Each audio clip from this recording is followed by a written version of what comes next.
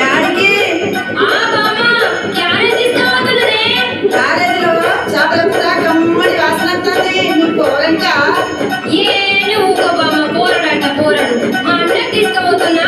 అదేంటే మీ అన్నకు మీ వదిలే తీసుకుపోతుంది కదా.